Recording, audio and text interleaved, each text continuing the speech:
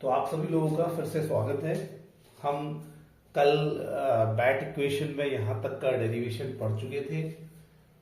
यहाँ पर θ1 क्या है, θ2 क्या है, ये मैं आपको बता चुका था। मैं इस पर डिस्कशन नहीं करूंगा, आप एक बार पीछे की वीडियो को जरूर देख लीजिएगा। अभी मैंने आपको कल की इक्वेशन, जो कल का डेरिवेशन है, उसमें बताया था कि K2 जो होता है वो θ2 अपॉन P θ1 होता है। ठीक है, K2 θ2 अपॉन P θ1, ये भी हम पिछली वीडियोस में देख चुके हैं। अब इसको याद भी कर सकते हैं कि K2 एक इक्विलिब्रियम कांस्टेंट है और K2 एक इक्विलिब्रियम कांस्टेंट है। ये बराबर होता है θ2 अपॉन P θ1। फिर इसको, ये P θ1 को यहाँ K2 से मल्टीप्लाई करेंगे, गुणा करेंगे, तो θ2 का ये मान आ जाएगा। ठीक है, और K2 को हमने क्या मान लिया था, K मान लिया था। K2 को, K3 को, K4 को, इन सभी को हमने क्या मान लिया, इन सभी को हमने K मान लिया। तो हम जहां पर हमें K2 दिखेगा, K3 दिखेगा, वहां पे हम क्या रखेंगे, वहां पे हम K रख देंगे। तो K2 की जगह पे K रख देंगे, P अपनी जगह पे रहेगा, θ1 अपनी जगह पे आ गया। ये हम पिछली क्लास में पढ़ चुके थे। बिल्कुल जैसे θ2 आपने निकाला है, बिल्कुल उसी प्रकार से हम क्या निकालते हैं बच्चों, θ3 निकालते हैं। तो θ2 जैसे K2 के बराबर है, जैसे θ2 K P θ1 के बराबर है, वैसे ही θ3 बराबर होगा, θ3 बराबर होगा K P θ2 के, K P θ2 के बराबर होगा। सेम ऐसे ही θ3 भी हमारा निकल जाएगा। अब θ3 बराबर हो गया K P θ2। नाउ θ2 की वैल्यू क्या है, θ2 की वैल्यू है, θ2 की वैल्यू है K P θ1। तो θ2 की वैल्यू है K P θ1, तो यहां रख देंगे K P θ1। तो हम यहां पर पाएंगे कि K P यहां पे दो बार आ गया, तो K P का स्क्वायर हो जाएगा। तो θ3 बराबर हो जाएगा K P का स्क्वायर θ1। तो मैं ये कहना चाह रहा हूं कि θ2 को हमने θ2 को हमने θ1 के टर्म में निकाल लिया, वैसे ही θ3 को भी हम θ1 के टर्म में निकाल लेंगे, और उसी प्रकार से θ4 को भी हम θ1 के टर्म में निकालेंगे। तो θ4 कैसे निकलेगा, जैसे θ3 बराबर था, θ3 बराबर है Kp θ2, तो वैसे θ4 बराबर होगा Kp θ3, θ4 बराबर होगा Kp θ3। और θ3 किसके बराबर है, यहां से जो मान आ रहा है उसको यहां रख देंगे। तो θ3 बराबर होता है Kp स्क्वायर θ1। तो बच्चों, तो इसके यहां पर फिर Kp स्क्वायर है, फिर Kp है, तो ये दोनों क्या हो जाएगा, Kp क्यूब हो जाएगा। तो θ4 भी जो है θ1 के टर्म में आ गया। तो इस वाले एक्सप्रेशन को देखो, इसको देखो और इसको देखो, तो हमें मालूम चलता है कि θn जो होगा, θi जो होगा, θi यहां पर अगर i मान लेते हैं इस नंबर को, तो ये यहां पर क्या होगा, एक कम होगा। तो θi इक्वल टू हो जाएगा Kp की पावर i माइनस 1 और θ1। तो θ2, θ3, θ4, θ5, θ6 कुछ भी हम जो है कैसे निकाल सकते हैं, θ1 के टर्म में निकाल सकते हैं। ठीक है, तो ये मैं आपको बता चुका हूं पिछली क्लासेस में। अब आगे क्या करते हैं, अब आगे ये सब नोट कर लेंगे। ये सब नोट करने के बाद, ठीक है, ये θ2 हो गया, θ3 हो गया, θ4 हो गया, θi के टर्म में हो गया। अब हम आगे क्या करेंगे, इसको समझते हैं।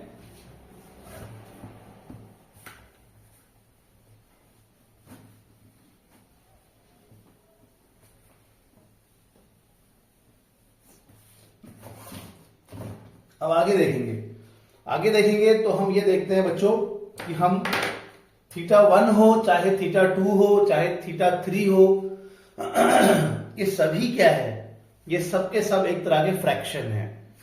ठीक है, मैं आपको बता चुका हूं कि θ1 क्या है, जो सॉलिड है उसकी सरफेस में जो फ्री वैलेंसी है, सॉलिड के सरफेस में जो पार्टिकल्स होते हैं, सॉलिड के सरफेस में जो पार्टिकल्स होते हैं वो इस तरफ को बॉन्ड इनके नहीं बने होते हैं, ये फ्री वैलेंसीज होती हैं। इनको हम कहते हैं एक्टिव साइट्स। तो सॉलिड के सरफेस में जो ये एक्टिव साइड्स हैं, सॉलिड के सरफेस में जो ये फ्री वैलेंसी है, ये टोटल फ्री वैलेंसी कितनी है, मान लेते हैं कि 10 है, 1 2 3 4 5 6 7, फिर ये 8, फिर ये 1 9, फिर ये 10, मान लेते हैं 10 है। तो टोटल वैलेंसी 10 है, टोटल फ्री वैलेंसी 10 है, टोटल साइड्स 10 हैं, जहां पर वो टोटल जो सरफेस में जो फ्री वैलेंसी है, जहां पर गैस का पार्टिकल ऊपर से आके एक्यूमुलेट होगा, तो टोटल फ्री वैलेंसी कितनी है, 10 है। और इनमें से, इन 10 में से मोनोलेयर जब बन रही है तो कितने पार्टिकल्स इस मोनोलेयर में इन्वॉल्व हो रहे हैं, 7 हो रहे हैं। तो यही रेशियो क्या है, θ1 है, यही रेशियो क्या है, θ1 है। और इन 10 में से कितनी जगहों पे बाय लेयर बन रही है, मान लेते हैं बायोमोलिकुलर लेयर बन रही है, तो 10 में से 3 जगहों पे मान लेते हैं बायोमोलिकुलर लेयर बन रही है, इसी को हम θ2 कहते हैं। और फिर इसी प्रकार से कहीं पे 3 पार्टिकल्स एक दूसरे के ऊपर चिपकेंगे, तो वहां पर हम उसको θ3 बोलेंगे। तो ये फ्रैक्शन है, θ1 θ2 θ3 ये सब फ्रैक्शन है। और हम जानते हैं कि सभी फ्रैक्शन का सम कितना होता है, सभी फ्रैक्शन का सम कितना होता है, 1 होता है। तो हम लिखेंगे ऑल, ऐसा लिखेंगे सम ऑफ ऑल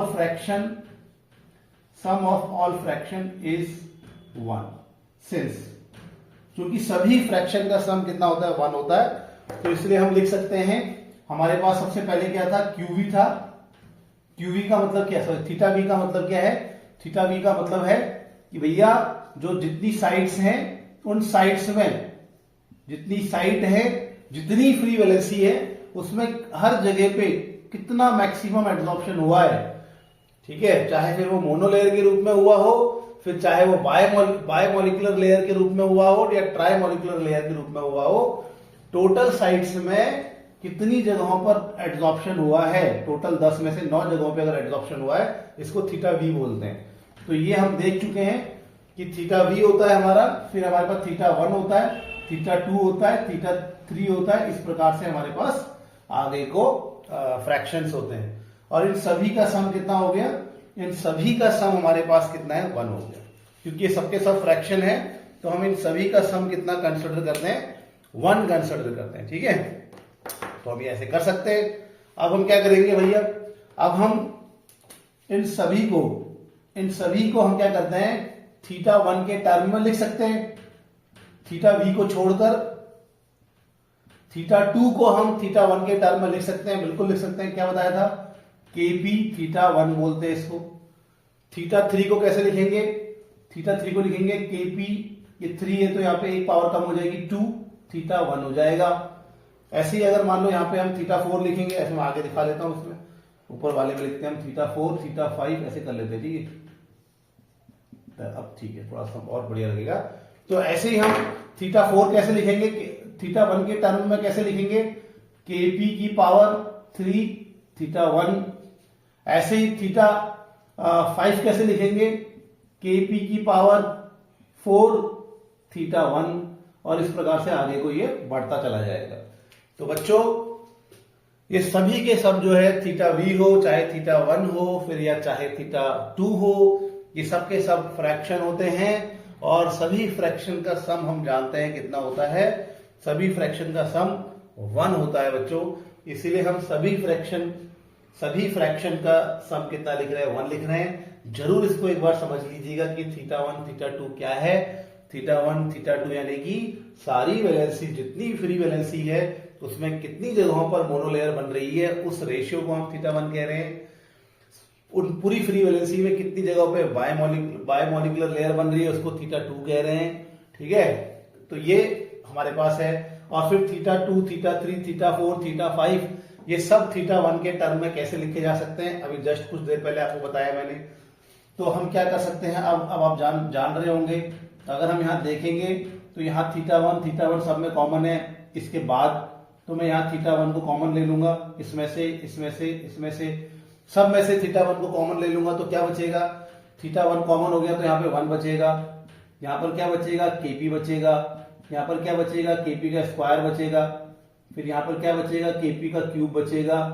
इस तरीके से फिर ये आगे को चलता रहेगा, ठीक है। ओके, अब हमें क्या करना है, हमें केपी को एक्स कंसिडर करना है। Now take KP equal to x, KP को एक्स मान लेते हैं, एक्स एक इन दोनों का एक्स कंसिडर कर लेते हैं केपी को, इस इक्वेशन को थोड़ा सिंप्लीफाई करने के लिए। अब मिटा रहा हूं मैं इसको, तो केपी को हम क्या करेंगे, एक्स कंसिडर करेंगे। अगर हम केपी को एक्स कंसिडर करते हैं तो फिर कैसा दिखेगा आपको ये इक्वेशन। तो अगर केपी को आप एक्स कंसिडर करेंगे तो 1 इक्वल टू हो जाएगा theta V plus theta 1 plus 1 plus KP को आपने क्या मान लिया, एक्स मान लिया, एक्स प्लस एक्स का स्क्वायर प्लस एक्स का क्यूब प्लस, इस तरीके से चलता रहेगा। ठीक है, अब मैथमेटिकली इसका क्या सॉल्यूशन होता है, मैथमेटिकली हम इसको क्या लिखते हैं, इसका जो सॉल्यूशन होता है उसको लिखे, जब इस तरह से कभी भी कोई इक्वेशन होती है 1 plus x square plus x cube plus, जब इस तरह से कभी भी आपको इक्वेशन दिखती है तो उसका सॉल्यूशन होता है 1/1 माइनस एक्स। तो ये इसका सॉल्यूशन होता है बच्चों, इसको याद कर लेंगे कि इसका जो सॉल्यूशन है इसको हम किस फॉर्म में लिख सकते हैं, इसको हम 1/1 माइनस एक्स के फॉर्म में लिख सकते हैं। तो मैंने इसको इस फॉर्म में लिख दिया है। ठीक है, अब हम क्या करेंगे, अब हमारे पास इधर को जितना भी था, हमारे पास थीटा 2 था, थीटा 3 था, थीटा 4 था, उस सभी को हमने क्या करा, थीटा 1 के टर्म में लिख लिया। तो हमारे पास यहां तक की इक्वेशन बन गई। अब हमारा क्या काम है, अब हम थीटा वी को भी थीटा 1 के टर्म में लिखेंगे और इसको और सिंप्लीफाई कर लेंगे। तो थीटा वी को थीटा 1 के टर्म में हम कैसे लिखेंगे, थीटा वी को थीटा 1 के शब्दों में कैसे लिखेंगे, वो अब हम आगे देखेंगे। और फिर हम यहाँ पे उसकी वैल्यू को पुट करेंगे और हमारा काम बनता जाएगा। ठीक है, तो आप इसको कोई एक इक्वेशन मान लीजिए, इसको इक्वेशन 1 मान लो, अगर हमने अभी तक 1 नहीं मानी है या जो भी मान रखी है, इसको इक्वेशन 1 मान लीजिए। अब हमारा अगला स्टेप क्या होने वाला है, हमारा अगला स्टेप ये होने वाला है कि हम थीटा 1 को भी किस टर्म में लेके आएंगे, सॉरी थीटा वी को किस टर्म में लेके आएंगे, थीटा 1 के टर्म में लेके आएंगे। तो थीटा वी को थीटा 1 के टर्म में हम कैसे लेके आएंगे, ये मैं आपको समझाने वाला हूं। तो ये समझने के लिए ये समझने के लिए हम जानते हैं K1 क्या था हमारा, बताइए K1 क्या था, K1 था हमारा थीटा 1। बहुत सिंपल है, रटना है इसको इजीली, जहां पर नहीं आ रहा है उसको इसको बाय हार्ट कर लीजिए। K1 है तो यहाँ थीटा 1 होगा, K2 है तो थीटा 2 होगा, K3 है तो थीटा 3 होगा। तो K1 है तो थीटा 1 अपॉन P, और नीचे लिखेंगे आपका एक पिछला वाला, थीटा 1 से पहले क्या होता है, थीटा V होता है। अगर यहाँ 2 होगा तो यहाँ थीटा 1 हो जाएगा, यहाँ 3 होगा थीटा 2 हो जाएगा। कहने का मतलब ये है कि अगर यहाँ पर आपका थीटा 3 लिखा है तो यहाँ पे क्या लिखेंगे आप, थीटा 2 लिखेंगे। यहाँ अगर थीटा 4 लिखेंगे आप तो यहाँ आप थीटा 3 लिखेंगे। और ये अगर ये यहाँ पर 4 है तो फिर ये 4 हो जाएगा और ये क्या हो जाएगा, 3 हो जाएगा। तो ऐसे करके आप मतलब इसको याद भी कर सकते हैं, वैसे मैंने समझा रखा है पीछे। तो हम जानते हैं K1 बराबर होता है थीटा 1 अपॉन, मिटा दे साफ तरीके से लिख लेते हैं। तो हम जानते हैं now we know that K1 equal to क्या लिखा था हमने, K1 इक्वल टू लिखा था theta 1 upon K theta V, ऐसे लिखा था हमने। तो हम उसको P थीटा V, तो P थीटा V लिखा था, तो लिख लेंगे इसको। ये इक्वेशन 1 है, इसको ध्यान रखेंगे। अब आगे को हम हल करते हैं। अब क्या करना है इसमें हम थीटा V को इधर लेके जाएंगे और इस थीटा K1 को इधर लेके जाएंगे। तो थीटा V इक्वल टू हो जाएगा हमारा, थीटा 1 अपॉन P K1, ऐसा हो जाएगा। इसको हम ऐसा लिख लेंगे। अब बच्चों चूंकि हम जानते हैं Kp किसके इक्वल है बच्चों, Kp इक्वल टू मैंने क्या लिखा था, अभी पीछे x लिखा था। तो Kp अगर x के इक्वल है तो इसका मतलब P किसके इक्वल होगा, P होगा x अपॉन K के इक्वल, P होगा x अपॉन K के इक्वल होगा। ठीक है, तो यहां से हम ये Kp को हमने x माना था, तो देयरफॉर हमारा P इक्वल टू क्या हो जाएगा, x अपॉन K हो जाएगा। तो यहाँ P की जगह पे क्या लिख लेंगे हम, थीटा V इक्वल टू क्या लिख लेंगे, theta V equal to theta 1 upon P की जगह पे क्या लिखेंगे, x अपॉन K लिख देंगे। K1 एक ऑलरेडी वहां पर हमारा ये है, तो ये आ जाएगा P की जगह पे x अपॉन K आ जाएगा। इसके बाद क्या करेंगे, इसके बाद हम ये करेंगे, इसके बाद हम ये K1 के नीचे K लिख लेंगे तो x K1 अपॉन K हो जाएगा। ठीक है, मतलब ये K को x के नीचे ना लिख कर हम K1 के नीचे लिख रहे हैं। ठीक है, इसको नोट कर लीजिए, मिटा रहा हूं अब आगे, इसको मिटा रहा हूं। तो यहां पर K1 अपॉन K, नाउ इसको हम क्या करेंगे, K1 अपॉन K, K1 एक कांस्टेंट है, K भी एक कांस्टेंट है, इसको एक नया कांस्टेंट मान लेंगे, इसको हम C कंसिडर कर लेंगे। ठीक है, तो K1 और K ये दोनों कांस्टेंट है, K1 and K both are constant, तो इन दोनों की जगह पे एक नया कांस्टेंट हम ले लेंगे और वो नया कांस्टेंट क्या होगा, C होगा। तो ये इक्वेशन हो जाएगी हमारी थीटा v इक्वल टू क्या हो जाएगा, theta v equal to theta 1, और ये हमारा ये C हो गया और ये x हो गया। तो मैं इसको आगे पीछे लिख लेता हूं, ये मान C हो गया, C लिख दिया, ये x पहले से है तो Cx हो गया। तो बच्चों ये हमारे पास क्या आ गया, थीटा v का मान आ गया किसके टर्म में, थीटा 1 के टर्म में हमारे पास थीटा v का मान आ गया है। तो अब इसको हमने क्या करना है, उस इक्वेशन 1 में रख देना है। तो इक्वेशन 1 आपको याद होगी, इक्वेशन 1 क्या थी, इक्वेशन 1 थी 1 equal to theta v plus theta 1 upon 1 minus x. X का मान तो मालूम है ना बच्चों आपको, जहां पर x क्या था हमारा, kp था। ठीक है, तो ये हमारे पास जो है, ये हमारे पास इक्वेशन 1 थी। इस इक्वेशन 1 में हम क्या करेंगे, इस इक्वेशन 1 में थीटा v का मान रख देंगे। थीटा v का मान हमने क्या निकाला, 1 अपॉन cx, हमने थीटा v का मान निकाला। थीटा v का मान थीटा 1 के टर्म में हमने निकाल दिया, तो थीटा v की जगह पे यह लिखेंगे थीटा 1 अपॉन cx, और ये जाएगा थीटा 1 अपॉन 1 माइनस एक्स, तो ऐसा हो जाएगा। अब आप जानते हैं भाई थीटा 1 दोनों में है, तो थीटा 1 को क्या कर लेंगे, हम कॉमन ले लेंगे। तो थीटा 1 को कॉमन लेने पे क्या आ जाएगा बाहर, थीटा 1 बाहर आ जाएगा, और यहाँ पे क्या बच जाएगा 1 अपॉन cx, यहाँ बचेगा प्लस, यहाँ बचेगा 1 अपॉन 1 माइनस एक्स, ऐसा बच जाएगा। फिर इसका थोड़ा सा वो कर लेंगे, एलसीएम टाइप का ले लेंगे। तो ये इसको मिटा दूं मैं, इसको नोट कर लेंगे आप लोग।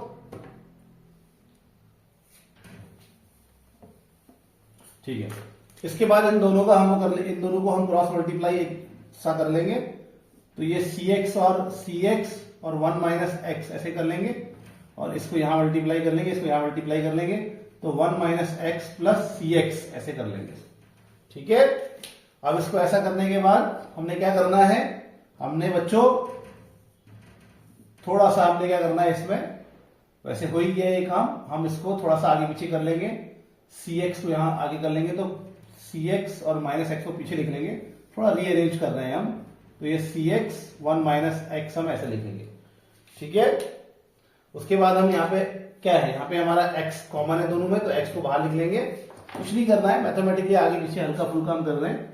तो ये हमारे पास मैंने क्या करा, cx को आगे लिख लिया और ये माइनस एक्स को पीछे लिख लिया। ठीक है, तो ये ऐसा बन गया, x कॉमन हो गया, तो x को कॉमन ले लीजिए, तो x कॉमन हो गया, c माइनस 1 हो गया ये अपॉन, और नीचे क्या आ गया cx, ठीक है, ब्रैकेट में 1 माइनस एक्स, ये ऐसा आ गया।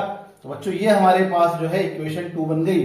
इस इक्वेशन 2 को आपने, अच्छा इसमें एक और चीज कर लेंगे, आप क्रॉस मल्टीप्लाई कर लेंगे, इसको यहां पर, इसको यहां ऐसे क्रॉस मल्टीप्लाई कर लेंगे, तब आप उसको इक्वेशन 2 मानिएगा।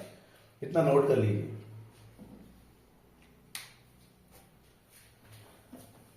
नोट कर लीजिए, स्क्रीनशॉट लेके लिख लीजिए, जो करना है कर लीजिए। तो थीटा 1 बराबर हो जाएगा बच्चों, थीटा 1 बराबर क्या हो जाएगा, cx यहां जाएगा, cx 1 माइनस एक्स, और अपॉन में क्या जाएगा, अपॉन में ये 1 प्लस एक्स c माइनस 1, ये हमारा अपॉन में आ जाएगा। तो ये हमारे पास ये होगी हमारी इक्वेशन 2। ठीक है, तो ये हमारे पास इक्वेशन 2 हो गई। अब हम आगे बढ़ेंगे, इक्वेशन 3 को समझेंगे। अब आगे बढ़ेंगे और आगे का सोल्यूशन बहुत अब हो ही गया, ऑलमोस्ट हो गया, थोड़ा सा मैथमेटिकली हमें समझना है चीजों को। ठीक है, इतना नोट कर लीजिए, यहां तक हमने बातों को समझ लिया है। ये इक्वेशन 2 है, इसको अच्छे से नोट कर लेंगे। अब हम सीधे सीधे बैट इक्वेशन के फाइनल स्टेप में हैं। ठीक है, अब जो बात मैं आपको बताने वाला हूं उसको बहुत ध्यान से समझिएगा। अब जो बात मैं आपको बताने वाला हूं उसको बहुत अच्छे समझना है। और वो मैं क्या कह रहा हूं, देखिए मैं ये कहना चाह रहा हूं कि मान लो हमारे पास कितनी वैलेंसीज हैं, 1 2 3 4 5 6 7 8 9, ऐसे 10 होगी, ठीक है। 1 2 3 4 5 6 7 8 9 10 हमारे पास क्या है, फ्री वैलेंसी है, ठीक है। ऐसा मान के चल रहे हैं कि सरफेस में कितनी फ्री वैलेंसी है, 10 फ्री वैलेंसी है। तो मैं बोलूंगा फ्री वैलेंसी को यहां पे हम, या साइट्स को, कितनी साइट है हमारे पास, कितनी फ्री वैलेंसी है हमारे पास, इसको CS से दर्शाते हैं। तो मान लेते हैं हमारे पास कितनी है, 10 है। तो 10 हमारे पास क्या है, फ्री वैलेंसी है, ठीक है। अभी हम एक छोटा सा एक कॉन्सेप्ट आपको समझा रहे हैं, बहुत इजी है, आप समझ जाएंगे। ओके, तो इनमें से मान लेते हैं कि 2 जगहों पे, 3 जगहों पे मान लेते हैं, 3 जगहों पे ऐसा मान लेते हैं कि बायोमोलिकुलर लेयर बन रही है। 3 जगहों पर क्या बन रही है, बायोमोलिकुलर लेयर बन रही है। तो θ2 का मान क्या होगा, θ2 का मान क्या होगा, 10 जगहों में से कितनी जगहों पे बायोमोलिकुलर लेयर बन रही है, 10 जगहों में से कितनी जगहों पे बायोमोलिकुलर लेयर बन रही है। तो हम कैसे निकालेंगे उसको, 10 को नीचे लिखेंगे और 10 जगहों में से 3 जगहों पे बन रही है, तो हम लिखेंगे θ2 बराबर हो गया 3/10। तो अगर मुझे निकालना है कितनी जगहों पे, number of sites having 2 molecule, number of sites having 2 molecule, तो कितनी जगहों पे 2 मॉलिक्यूल हैं, कितनी जगहों पे 2 मॉलिक्यूल, कैसे निकालेंगे उसको कैसे निकालेंगे, इस 10 को किससे मल्टीप्लाई कर देंगे, इससे मल्टीप्लाई कर देंगे। तो हम क्या करेंगे, θ2 को किससे मल्टीप्लाई करते हैं, CS से मल्टीप्लाई करते हैं।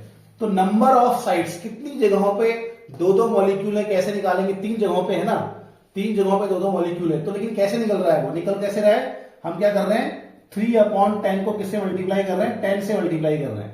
कहने का मतलब है कि कितनी जगहों पे आपके 2 मॉलिक्यूल है, वो निकालने के लिए आपको क्या करना पड़ेगा, आपको टोटल साइट्स को किससे मल्टीप्लाई करना होता है, उस फ्रैक्शन से मल्टीप्लाई करना, θ2 से मल्टीप्लाई करना होता है। अगर मैं बोलूंगा कितनी जगहों पे 3 मॉलिक्यूल है, कितनी जगहों पे 3 मॉलिक्यूल है, तो मुझे क्या करना पड़ेगा, मुझे ये θ3 को किससे मल्टीप्लाई करना पड़ेगा, टोटल साइट से मल्टीप्लाई करना पड़ेगा। मतलब मैं ये कहना चाह रहा हूं, कितनी जगहों पे 2 मॉलिक्यूल है, अगर इसको पता करना है तो इसको पता करने के लिए हमारे पास क्या तरीका है, हमारे पास ये है कि हम उस फ्रैक्शन को किससे मल्टीप्लाई करते हैं, टोटल नंबर ऑफ साइट से मल्टीप्लाई करते हैं। तो क्या आ जाता है, हमें मालूम चल जाता है कि कितनी जगहों पर 2 मॉलिक्यूल प्रेजेंट है, कितनी जगहों पे बायोमोलिकुलर बन रहा है, तो वो हमें मालूम चल जाता है। अच्छा, तो हमारे पास कितनी जगहों पे 2 मॉलिक्यूल है, 3 जगहों पे 2 मॉलिक्यूल है। तो हमारे पास टोटल नंबर ऑफ मॉलिक्यूल कितने होंगे, यहां पे इस केस में टोटल नंबर ऑफ मॉलिक्यूल कितने होंगे, तो 3 जगह है, 3 साइड्स हैं, जहां पे टोटल कितने मॉलिक्यूल हैं, 2 मॉलिक्यूल चिपक रहे हैं। इसका मतलब यहां पे कितने टोटल नंबर ऑफ मॉलिक्यूल्स होंगे, 6 मॉलिक्यूल होंगे, ठीक है। ये बात को आपने समझ लेना है, ये बड़ी इंपॉर्टेंट बात मैं आपको बता रहा हूं, फिर से बता देता हूं। हम क्या करने वाले हैं, टोटल नंबर ऑफ साइट्स को क्या मानेंगे, हम CS मानेंगे। जैसे कि इस केस में हमारे पास टोटल नंबर ऑफ साइट्स कितनी है, 10 है, ठीक है। और हमारे पास मान लेते हैं कि एक एग्जांपल दे रहे हैं कि हमारे पास 2 करके कितने जगहों पे चिपक रहे हैं, 3 जगहों पे चिपक रहे हैं। तो अगर मैं θ2 निकालूंगा तो कैसे निकलेगा, टोटल कितनी साइट्स हैं और कितनी जगहों पे 2 मॉलिक्यूल चिपक रहे हैं, तो वो रेशियो क्या जाएगा, θ2 हो जाएगा। अब अगर मुझे निकालना है कि नंबर ऑफ साइट्स जहां पे 2 मॉलिक्यूल चिपक रहे हैं, तो कैसे निकालेंगे, उसको निकालने के लिए मुझे इन दोनों को क्या करना पड़ेगा, मल्टीप्लाई करना पड़ेगा, θ2 को CS से मल्टीप्लाई करना पड़ेगा। तो मुझे मालूम चल जाएगा कितनी जगहों पे 2 मॉलिक्यूल, कितनी जगहों पे कितनी साइट्स में 2 मॉलिक्यूल आ रहे हैं। तो 3 साइट ऐसी है जहां पे 2 मॉलिक्यूल आ रहे हैं, तब 3 साइट ऐसी है जहां पे 2 मॉलिक्यूल आ रहे हैं। तो टोटल नंबर ऑफ मॉलिक्यूल कितने होंगे, 3 साइट है जहां पे 2 मॉलिक्यूल आ रहे हैं, 2 पार्टिकल्स आ रहे हैं। तो यहाँ पे टोटल नंबर ऑफ पार्टिकल्स कितने होंगे या टोटल नंबर ऑफ मॉलिक्यूल्स कितने होंगे, 2 3 या 6, तो 6 आ जाएगा। समझ गए।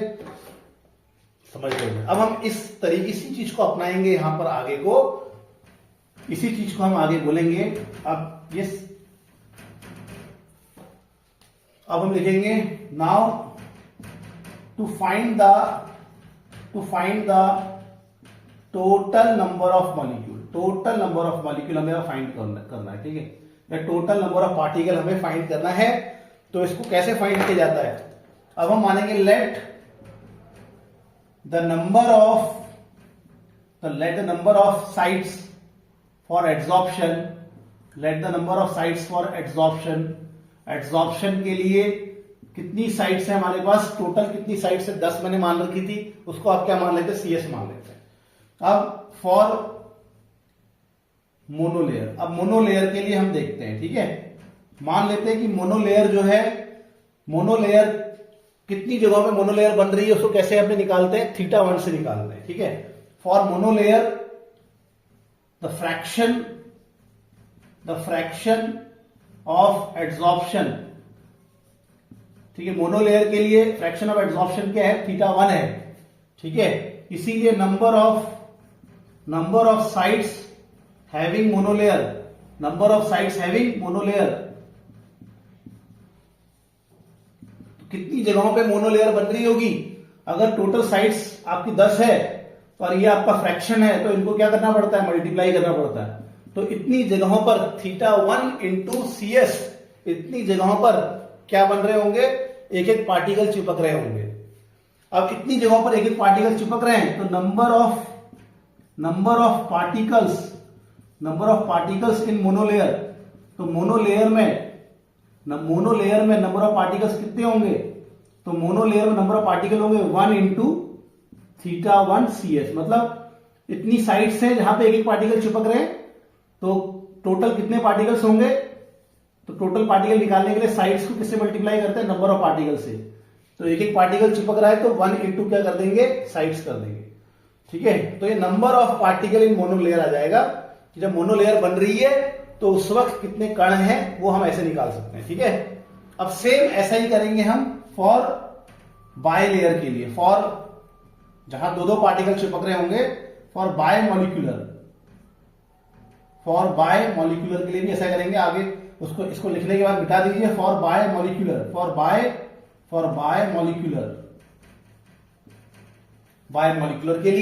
बायमॉलिक्यूलर के लिए साइट्स तो उतनी रहेंगी 10 की 10, लेकिन अब जो एड्सॉर्प्शन जहां पर हो रहा है बायमॉलिक्यूलर के हिसाब से, दो कणों के हिसाब से, जहां पर कितनी जगहों पर चिपक रहा है, तो उसको कैसे निकालते हैं, θ2 से निकालते हैं।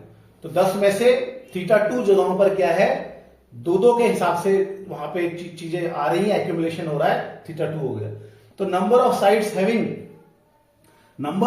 हैविंग 2 मॉलिक्यूल या bimolecular, number of sites having bimolecular adsorption, कितनी जगहों पर बायमॉलिक्यूलर हो रहा है, तो उसको कैसे निकालेंगे, फ्रैक्शन इनटू टोटल साइट्स कर देंगे, जैसा मैंने आपको पिछले केस बताया था, ठीक है, ऐसा कर देंगे। और तो इतनी जगहों पर दो पार्टिकल चिपक रहे हैं, तो टोटल पार्टिकल कितने होंगे, तो total particle in this case, इस केस में टोटल पार्टिकल कितने होंगे, तो यहां पर क्या करते हैं, इतनी जगहों पे दो चिपक सकते हैं, और टोटल एक जगह पे कितने चिपक रहे हैं, 2 चिपक रहे हैं, तो एक जगह पे 2 आ रहे हैं, और टोटल इतनी साइड्स हैं जहां पे 2 आ सकते हैं, तो नंबर ऑफ पार्टिकल कितने हो गए, इतने हो गए, ठीक है।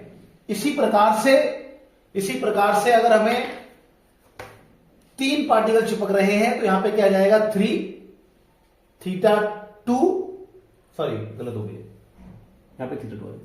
तो इसी प्रकार से अगर हम बात करेंगे कि जहां पे 3 पार्टिकल एक्यूमुलेट हो रहे हैं, जहां 3 लेयर का फॉर्मेशन हो रहा है, वहां पर टोटल पार्टिकल्स कितने होंगे, अगर हम निकालेंगे तो वहां पर क्या हो जाएगा, नंबर फ्रैक्शन ऑफ एड्सॉर्प्शन कितना होगा, जहां पे 3 चिपक रहे हैं वो θ3 हो जाएगा।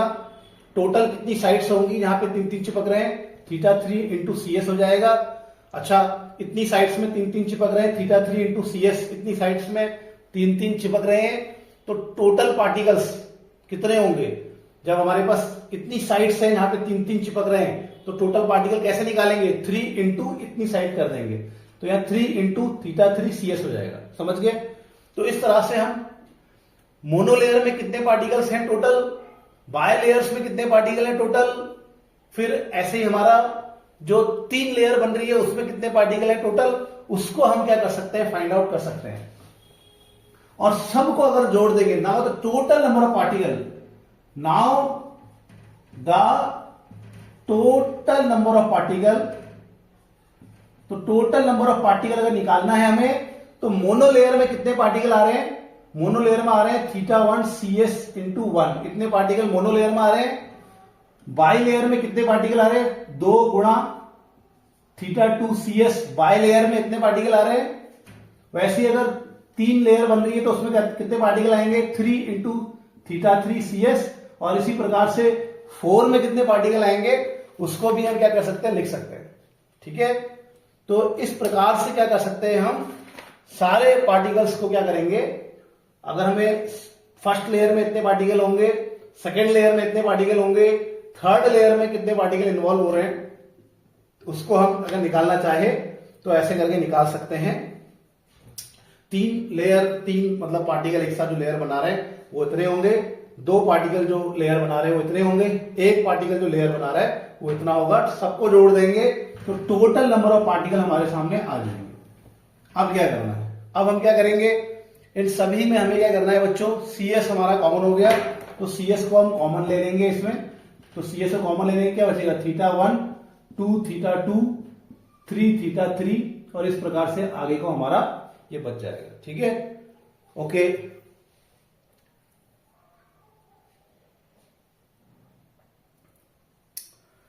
ओके, तो ये ऐसा बच जाएगा। अब हम क्या करेंगे, थीटा, इसको थोड़ा आगे लिख लेंगे,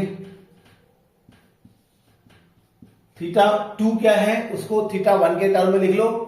तो थीटा 2 क्या बताया था आपको, याद है आप लोगों को, तो थीटा 2 क्या था, थीटा 2 था हमारा KP थीटा 1, थीटा 3 क्या था KP2 थीटा 1, थीटा 4 क्या था KP3 थीटा 1, और KP को क्या मान लिया था हमने, x मान लिया था।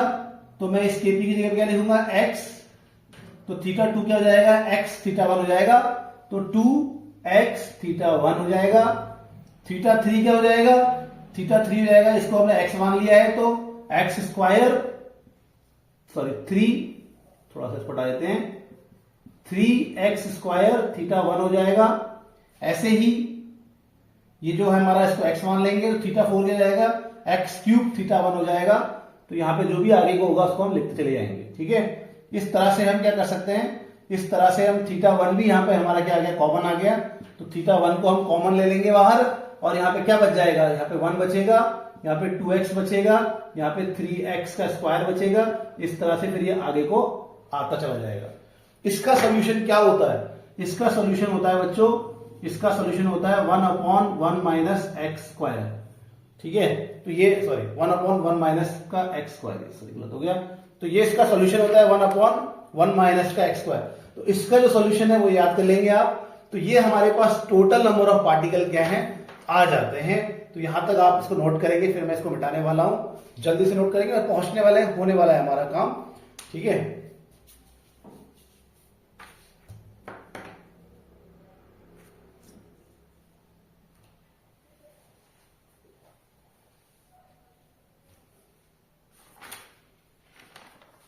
ठीक है। अब क्या करना है हमने,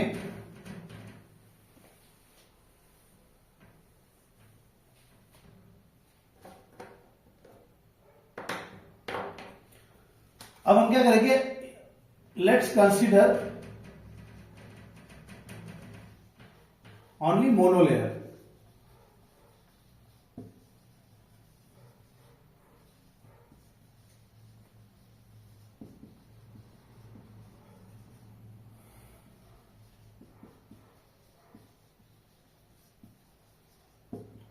अब हम ये मान के चलेंगे कि भैया जो सरफेस है उसमें पूरी की पूरी मोनोलेयर बन रही है।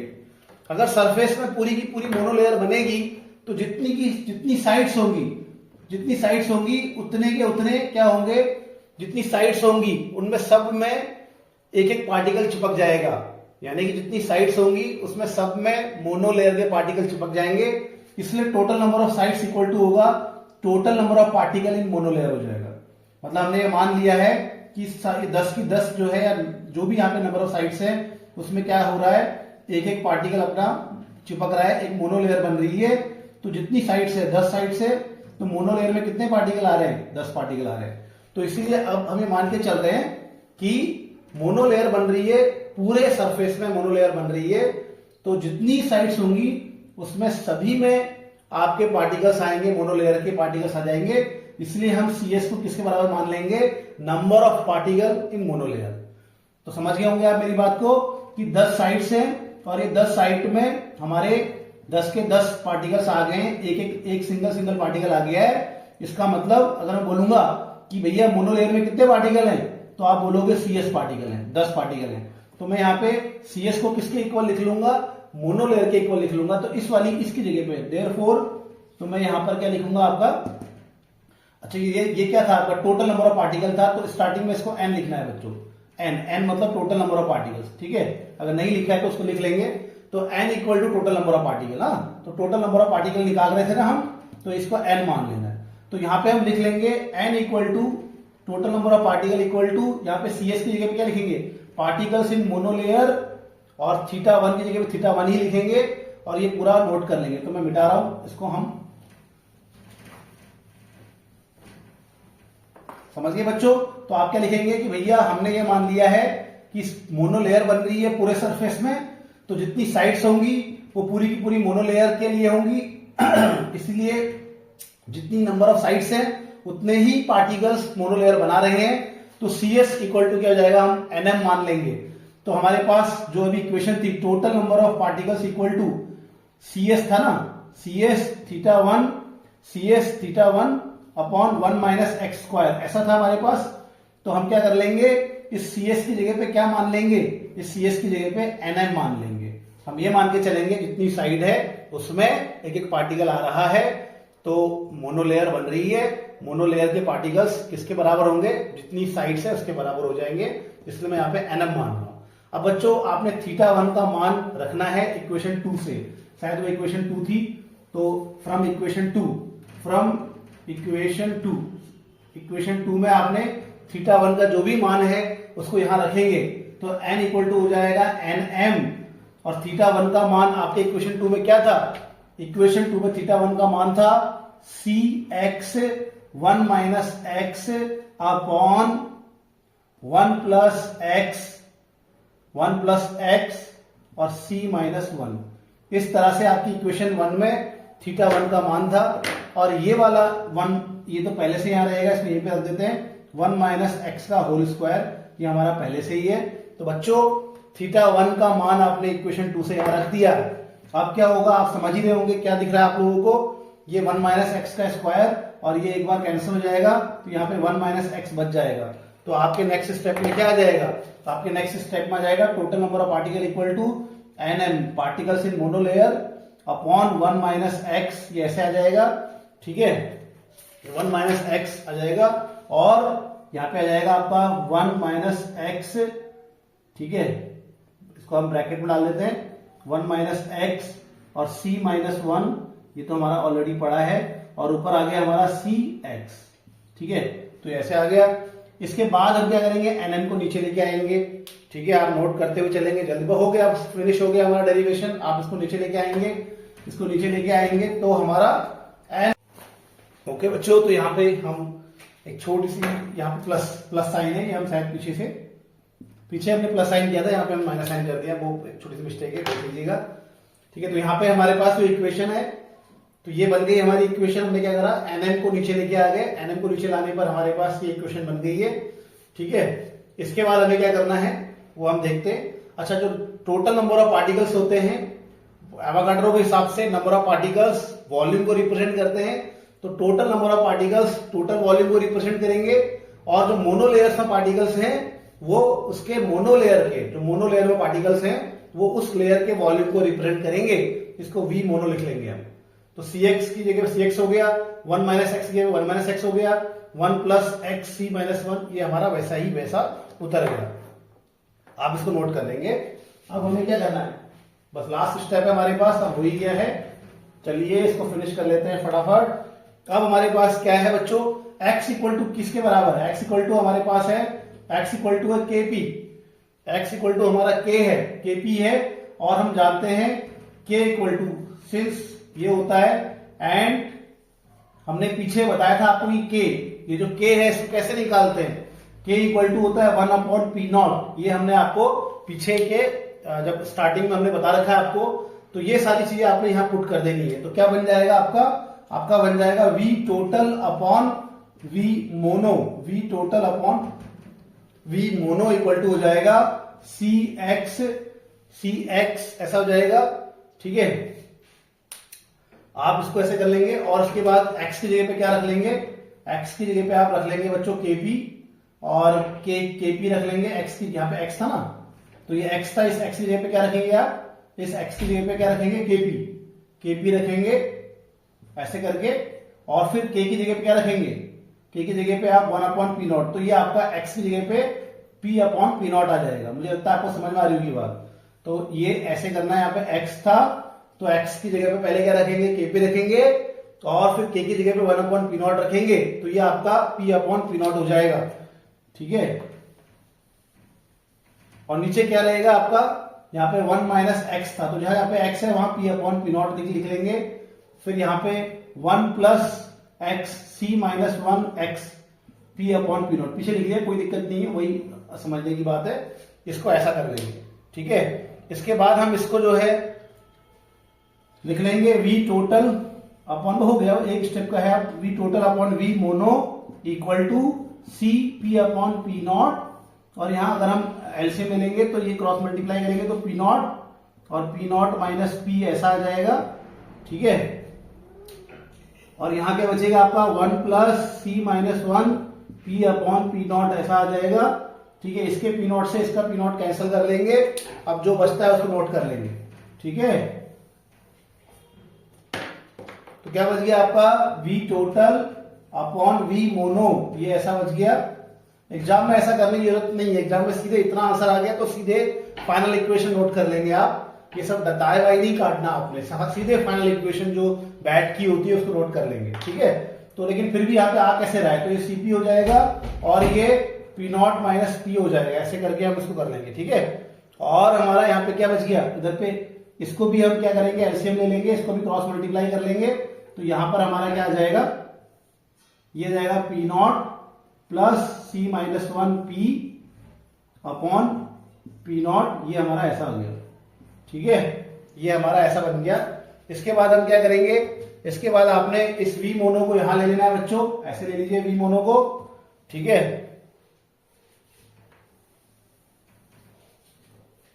और इसको, इन दोनों को, इस पूरे को यहां ले लीजिए और ये p को भी यहां ले लीजिए, तो क्या बचेगा देखो, v टोटल के साथ क्या आ गया, तो v टोटल के साथ क्या आ गया, p0 - p। ठीक है, और ये p को हमने बट्टे में ले लिया तो बट्टे में p आ गया, v मोनो वहां चला गया तो c के साथ v मोनो चला गया। ठीक है, ऐसे आ गया, और नीचे क्या बच गया, यहां बच गया p0 + c - 1 p/p0 ऐसे बच गया। ठीक है, वैसे ऐसा इसको करने की जरूरत नहीं है, मुझे लगता है ये इसको आप सॉल्व भी नहीं करेंगे तब भी हो जाएगा। मतलब ये p0 पुराना वाला लिख लेंगे, यानी कि p0 से यहाँ डिवाइड कर देंगे, तो क्या था वैसा ही लिख लो, ज्यादा इजी रहेगा। मतलब p0 से यहाँ डिवाइड करेंगे 1 + c - 1 p/p0, ऐसे ही छोड़ दो इसको जरूरी नहीं है लॉसल, इसको एलसीएम में जरूरत नहीं, इतने में छोड़ दो आप। ठीक है, हो जाएगा, ये सॉल्व हो जाएगा।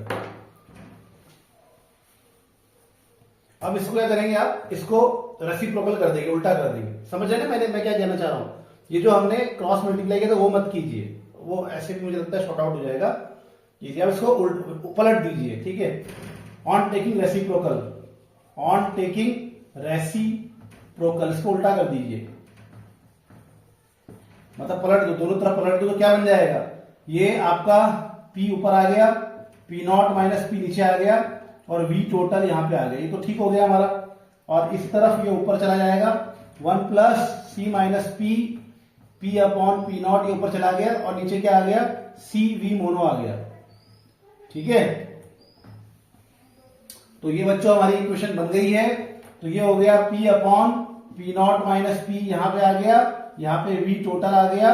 ठीक है, और यहां c मोनो से डिवाइड कर दो तो 1/c v मोनो, प्लस इसको भी डिवाइड कर दो, मिस्टेक हो रही है, यहां 1 नहीं होगा, यहां p नहीं होगा, 1 होगा, तो c - 1/c v mono p/p0। तो this is the final equation of bat, this is final bat equation. तो ये हमारी बैट इक्वेशन डिराइव हो गई है। उम्मीद है कि आपको ये बातें समझ में आ गई होंगी। अगर आपको आ गई है तो अच्छी बात है, अगर नहीं आई है तो पूछ लीजिएगा। और थैंक यू वेरी मच।